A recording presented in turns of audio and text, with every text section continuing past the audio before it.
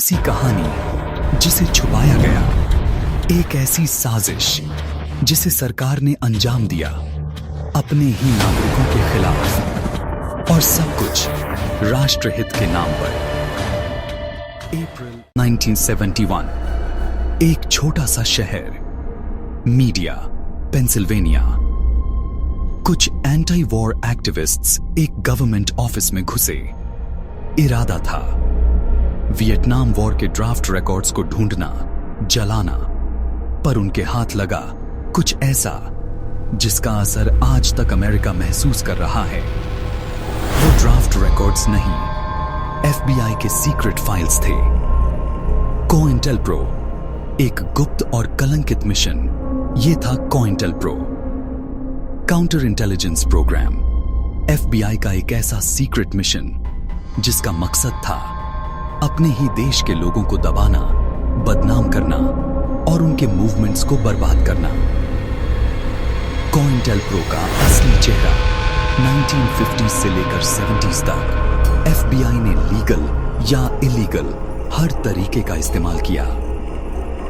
Surveillance, character assassination, false cases और हाँ, murder तक। जे एडगर हूवर, एफबीआई का डायरेक्टर, उसने COINTELPRO को शुरू किया बिना किसी लीगल अथॉरिटी के, सिर्फ इसलिए क्योंकि लोग फ्रीडम, इक्वालिटी और जस्टिस की बात कर रहे थे। Target number 1, civil rights movement, Martin Luther King Junior, Malcolm X, Black Panther party.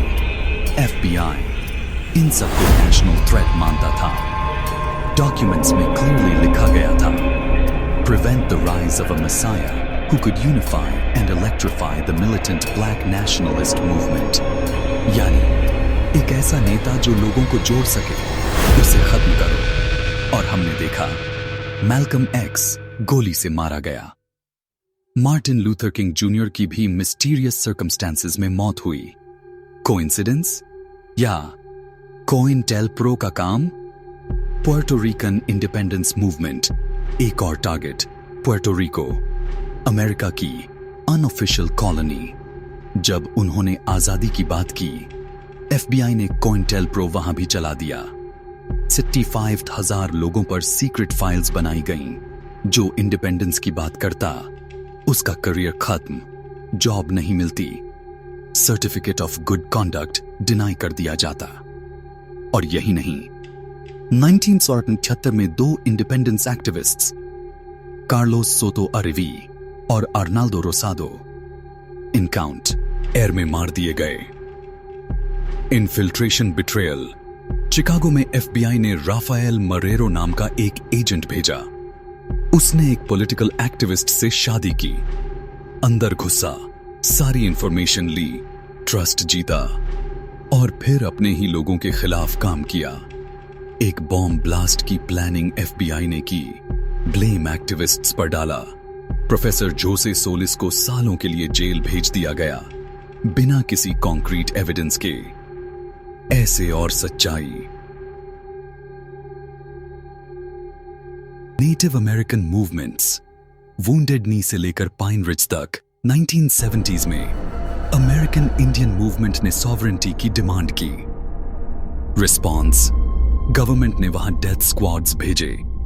Local activists की murders, house raids, mass arrests. Leonard Peltier एक सिंबल बन गए इनजस्टिस के। वो अभी भी जेल में हैं, बिना किसी क्लियर एविडेंस के। चिकानो मूवमेंट का suppression, Texas, California, new Mexico पहले मेक्सिको का हिस्सा थे। और जब लोग राइट्स की बात करने लगे, अपने कल्चर के लिए लड़ने लगे, COINTELPRO ने उनको भी टारगेट किया। 1972, रिकार्डो फाल्कोन, एक यूथ लीडर, एक गैस स्टेशन पर व्हाइट सुप्रेमेसिस्ट ने गोली मारकर उसकी हत्या कर दी। एफआईआर हुई, कोर्ट गया, पर ऑल व्हाइट जूरी ने उसे बरी कर दिया। क्या ये NYA था या एक और COINTELPRO का नतीजा? ब्लैक पैंथर्स, SNCC, RAM, सबके खिलाफ ओपन वॉर ब्लैक पैंथर्स ने जब स्कूल्स, क्लिनिक्स और फ्री ब्रेकफास्ट प्रोग्राम्स शुरू किए, FBI ने उनको मिलिटेंट थ्रेट डिक्लेयर कर दिया। FBI एजेंट्स उनके लीडर्स को सिस्टमैटिकली एलिमिनेट करने लगे। हर जगह infiltration, fake letters, character assassination, false arrests और कुछ जगह तो डायरेक्ट किलिंग्स भी। कंक्लूजन, COINTELPRO एक प्रोग्राम नहीं था, एक वार्निंग थी कि अगर तुम सिस्टम के खिलाफ बात करोगे तो सिस्टम तुम्हें खा जाएगा। और ये सिर्फ अमेरिका की कहानी नहीं है। आज भी दुनिया भर में ट्रूथ बोलने वाले, जस्टिस मांगने वाले लोगों को क्रिमिनल बनाया जा रहा है। इसलिए जरूरी है हिस्ट्री को याद रखना, क्वेश्चंस उठाना और सच के लिए खड़े रहना। आपका क्या मानना है?